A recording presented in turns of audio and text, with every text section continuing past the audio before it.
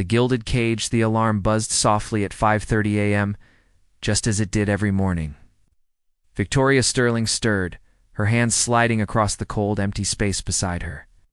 3 years of marriage and the sheets were still as pristine as the day. She'd moved into Adrian Blackwood's mansion. She showered quickly, the water scalding, as if it could burn away the loneliness. By 6 o'clock, she was in the kitchen, preparing black coffee, no sugar, no creamed, just the way he liked it. The rich aroma filled the air, bitter and unyielding. Much like the man who drank it, Adrian descended the stairs at exactly 6:15. His tailored suit immaculate, his dark hair swept back with precision. Steel-gray eyes flickered over her, barely registering her presence before landing on the coffee cup she set down. "Thank you," he murmured, though it sounded more like a habit than gratitude. Victoria nodded, used to the silence. She watched as he scrolled through his phone, his sharp jawline tensing at whatever news he read. Without another word, he was gone, the front door closing behind him with a quiet click. She exhaled, sinking onto the kitchen stool. This was her life, beautiful, suffocating, and utterly hollow. 3 years ago, she'd been a bright-eyed business graduate with dreams of changing the world. Then her father's company collapsed, drowning her family in debt. The Blackwoods had offered salvation, married their heir, erased the debts, and play the role of the perfect wife. Adrian had been clear from the start. This is a business arrangement. No emotions, no expectations. And for 3 years he'd kept his word. Her phone buzzed. "A.N. unknown number. Ms. Sterling. James Thompson. Couldn't stop thinking about our conversation last night. Dinner tomorrow?" Her breath caught. James, the British entrepreneur she'd met at the gala. The one who'd looked at her like she was more than just Adrian Blackwood's silent shadow. She hesitated, then typed back, "I'd love to." For the first time in years, something fluttered in her chest. Hope. Victoria stared at her reflection in the mirror, adjusting the straps of her midnight blue dress. The fabric hugged her curves, the color deepening the emerald flecks in her eyes. She hadn't dressed like this in years, not for Adrian at least. "Alea?" Knock at the door startled her. "Victoria?" Adrian's voice was low, controlled. She turned, finding him leaning against the doorframe, his gaze sweeping over her. His usual crisp suit was replaced with a fitted black shirt. Sleeves rolled to his elbows, revealing the corded muscles of his forearms. His gray eyes darkened as they lingered on the dip of her neckline. "You're going." A statement, not a question. "Dinner. With James Thompson?" she confirmed, slipping on her heels. "You remember him, the man who actually listened when I spoke?" Adrian's jaw tightened. "You barely know him, and I barely know you," she shot back. 3 years, Adrian. 3 years. Of silence. You don't get to suddenly care now. He stepped closer, the heat of his body radiating against her. "What if I do?" Her breath hitched. His scent sandalwood, and something darker, something his wrapped around her. "You don't," she whispered. His hand lifted, fingers brushing the bare skin of her shoulder. A shiver raced down her spine. "Then why?" he murmured, his thumb tracing her collarbone. "Does the thought of you with him make me want to tear this city apart?" Victoria's pulse roared in her ears. This wasn't the cold, detached Adrian she knew. This was something else, something hungry.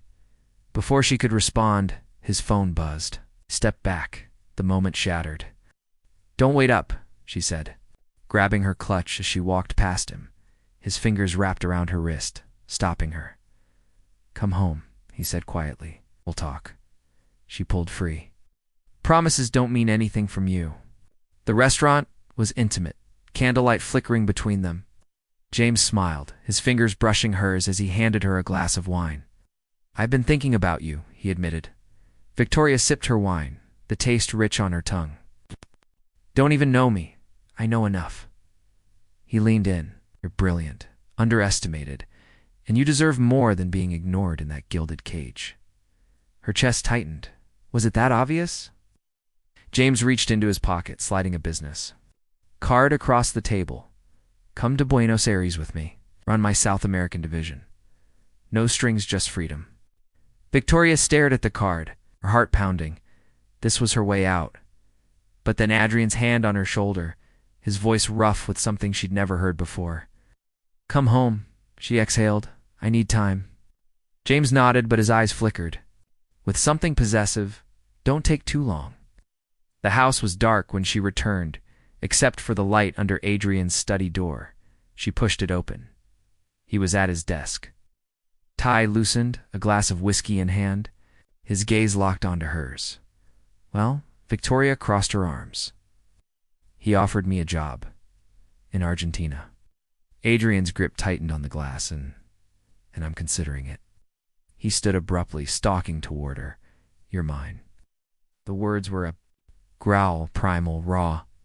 Victoria's breath caught. "Prove it."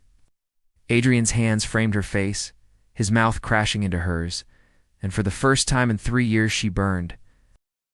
Victoria's back hit the study wall as Adrian's mouth claimed hers with a hunger that stole her breath. His hands, always so controlled, so restrained, were suddenly everywhere, gripping her waist, sliding up her spine. Tangling in her hair, she gasped as his teeth grazed her lower lip. This was the man she'd married, not the ice-cold CEO. But the saw fire in possession. "Adrian, tell me to stop," he growled against her throat. She didn't. His fingers found the zipper of her dress, dragging it down with agonizing slowness. The cool air kissed her bare skin, but his touch burned hotter. "You drive me insane," he muttered, his palm skimming her ribcage. 3 years of pretending I didn't want this. Want you?" Victoria arched into him, her nails digging into his shoulders. "Then stop pretending." A low sound escaped him before he crushed his mouth to hers again, swallowing her moan as his hands explored every curve he'd ignored for too long. Then his phone. Adrian ignored it. It rang again. And again, with a curse, he tore away, snatching it off the desk. "What?" Victoria watched as his expression darkened. "I'll handle it." He hung up, jaw clenched. "Problem?" she asked, still breathless. "Thompson." Adrian's voice was lethal. "He just pulled out of our merger." Victoria stiffened. "Because of me?" Adrian's gaze locked onto hers. "Because he thinks he can take what's mine." The next morning, Victoria woke to an empty bed again, but this time the sheets beside her were rumpled, still warm. She sat up, pulling Adrian's discarded shirt over her bare skin. The scent of him clung to the fabric, and her stomach fluttered. Downstairs. She found him in the kitchen, shirtless muscles flexing as he poured coffee. He turned, handing her a cup. "You're staring. You're shirtless." A smirk tugged at his lips, smirking. Adrian Blackwood never smirked. "Last night didn't scare you off." She sipped the coffee, hiding her smile. "It'll take more than that." Eyes darkened. "Good." The doorbell rang. Adrian frowned, pulling on a shirt before answering. James stood on the doorstep, his gaze flicking past Adrian to Victoria. His smile was sharp. "Am I interrupting?" Adrian's voice dropped to a warning. "You're trespassing." James ignored him, addressing Victoria. "I came to sweeten my offer. A private jet to Buenos Aires tonight. Your own team, everything you've ever wanted." Adrian stepped between them. "She's not going anywhere." James raised a brow. "Let her choose. Blackwood." Victoria's pulse pounded. Freedom, purpose, a life where she wasn't an afterthought. But then Adrian's hand found hers, his thumb brushing her knuckles. A silent plea. She exhaled. "I need another day." James's smile faded. "Don't wait too long." Left, but the tension lingered. Adrian turned to her. "Tell me what you want." Victoria met his gaze. "Show me I'm not just another business deal." That night Adrian took her to the rooftop terrace, the city lights sprawling below them. A single folder sat on the table. "Open it," he said. Victoria Dedan froze. Plans for Sterling Blackwood Ventures, a new company. Her name first, equal shares. Equal control.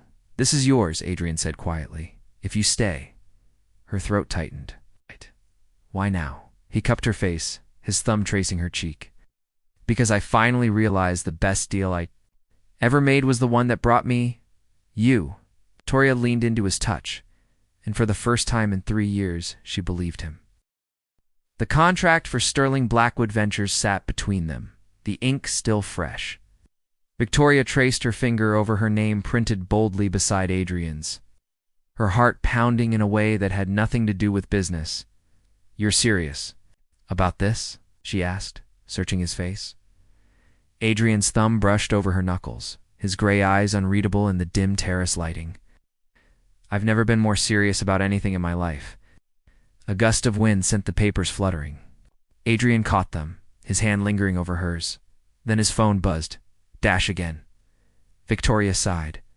"Let me guess. Another fire to put out at Blackwood Industries." Adrian scowled at the screen before silencing it. "Nothing that can't wait." He turned her hand over, pressing a kiss to her palm that sent heat spiraling through her. "Tonight is about you. Not the company. Not the merger. Her." Victoria's breath hitched. Then the moment shattered as the terrace doors burst open. James stood there, his usually polished appearance disheveled, his eyes wild. "Victoria, we need to talk." Adrian was on his feet in an instant. Stepping between them, "You're trespassing, Thompson." James ignored him, his gaze locked on Victoria. "He's playing you," as he gestured to the contract. "Is just another cage." Victoria stood slowly. "What are you talking about?" James pulled out his phone, thrusting it toward her. On the screen was an email sent from Adrian's account, tailing plans to dissolve Sterling Blackwood Ventures. After 6 months, Victoria's blood ran cold. Adrian snatched the phone, his face darkening. "This is forged, is it?" James challenged. "Or did you just panic when you realized she might actually leave?" Victoria backed away, her chest tightening. "Adrian," his jaw worked. "Victoria, look at me. I didn't write that." But doubt had already taken root. 3 years of silence versus 1 night of passion? Which was the real Adrian? James stepped closer. "Come with me tonight, before he traps you again." Adrian's voice turned lethal. "Get out." Victoria pressed a hand to her temple. "Both of you stop." She grabbed the contract, her fingers trembling. She fled inside, the sound of Adrian calling her name echoing behind her. Midnight Victoria sat on the edge of their bed, now rumpled from more than sleep, staring at the contract in her hands. The door creaked open. Adrian stood there, his tie gone, his hair a mess from running his hands through it. "You're still here," he said roughly. She didn't look up. "I don't know what to believe." Across the room, kneeling before her. "Then believe this." He took her hand, pressing it against his chest. His heart hammered under her palm. "That email wasn't from me, but I don't blame you for doubting. I gave you every reason to." Victoria searched his face, the faint scar above his brow from a childhood accident she'd never asked about. The shadows under his eyes from too many sleepless nights. "Why now?" she whispered. Adrian exhaled sharply. "Because I was a coward. Because I thought if I kept you at arm's length, it wouldn't hurt when you inevitably left." His grip tightened. "But watching you walk away would destroy me." Victoria's throat burned. Then his phone buzzed again. With a snarl, Adrian yanked it out, ready to hurl it across the room. Then he froze. Victoria peered at the screen. A security alert. James Thompson's car was still parked at their gates. Adrian's eyes turned glacial. "He's waiting for you." Victoria stood abruptly. "And let's go tell him he's wasted his time." Adrian caught her wrist. "You're sure?" For the first time in years, she was. She leaned down, brushing her lips against his. "I choose us," Adrian surged to his feet, kissing her with a desperation that left her dizzy. When they broke apart, he rested his forehead against hers. "Then let's go end this." The gates James straightened as they approached, his hopeful smile fading when he saw their joined hands. Victoria didn't let go. "It's over, James." His face twisted. "You're making a mistake." Adrian stepped forward, his voice dangerously calm. "Leave now, or I'll have you removed." For a heartbeat, James looked ready to fight. Then he laughed bitterly. "Fine. But when he breaks your heart again, don't say I didn't warn you." As his taillights disappeared down the drive, Adrian pulled Victoria close. "I'll spend the rest of my life proving him wrong." Victoria tilted her face up to his. Start now. And under the starlit sky with the city sprawled at their feet, he did.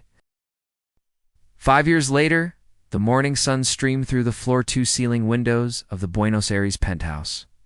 Painting golden stripes across the tangled sheets, Victoria stirred, blinking sleep from her eyes as a warm hand slid possessively around her waist. "Good morning, Mrs. Blackwood," Adrian murmured against her bare shoulder. His voice rough with sleep, she turned in his arms, tracing the faint laugh lines that hadn't been there 5 years ago. "Someone's feeling nostalgic today," his lips curved against her skin. "Anniversaries do that to me." The scent of fresh coffee and warm pastries drifted in from the terrace, where their breakfast waited just like every morning since they'd left New York behind. Victoria stretched her, silk robe sliding off one shoulder. "I still can't believe you convinced me to move here." Adrian nipped at her exposed collarbone. "I seem to recall you being very ... persuadable that night." She swatted his chest, but her laughter faded as she glanced at the framed photo on the nightstand, their first company merger under Sterling Blackwood Ventures. Her name etched in bold lettering beside his. Adrian followed her gaze. Regrets? Not one. Later that morning, the office buzzed with energy as their team prepped for the quarterly review. Victoria adjusted the emerald green blouse Adrian had gifted. Her last Christmas, the exact shade of the dress she'd worn the night everything changed. "Ready?" Adrian appeared at her side, his tailored suit doing nothing to hide the wicked glint in his eye. She straightened his tie. Always. Their presentation was flawless, a seamless dance of sharp insights and playful banter that had their investors eating out of their hands. When Adrian casually mentioned their plans to expand into sustainable energy, his hand found the small of Victoria's back in silent acknowledgement. Her passion, her project. Afterward, as champagne flutes clinked around them, James Thompson appeared in the crowd. Victoria stiffened. Adrian's grip on her waist tightened. "I'll handle no." She squeezed his hand. "Let me." James approached, his smile tight. "You've done well for yourself." Victoria sipped her champagne. "We have." His gaze flicked to Adrian across the room, now surrounded by laughing colleagues. "I heard rumors ... that he's different now." She watched as Adrian threw his head back in unguarded laughter at something their coup said, sound that would have been unthinkable 5 years ago. "He is," she said softly. James studied her face.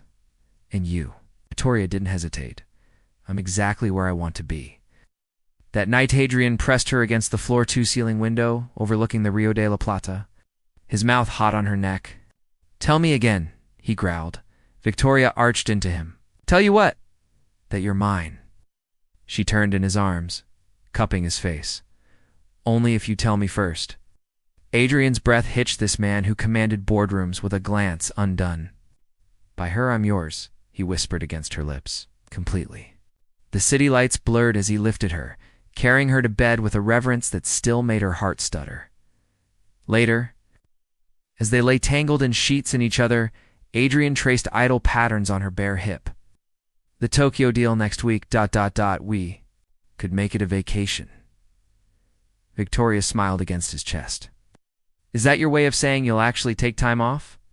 He rolled atop her, nipping at her lower lip. "I'm full of surprises."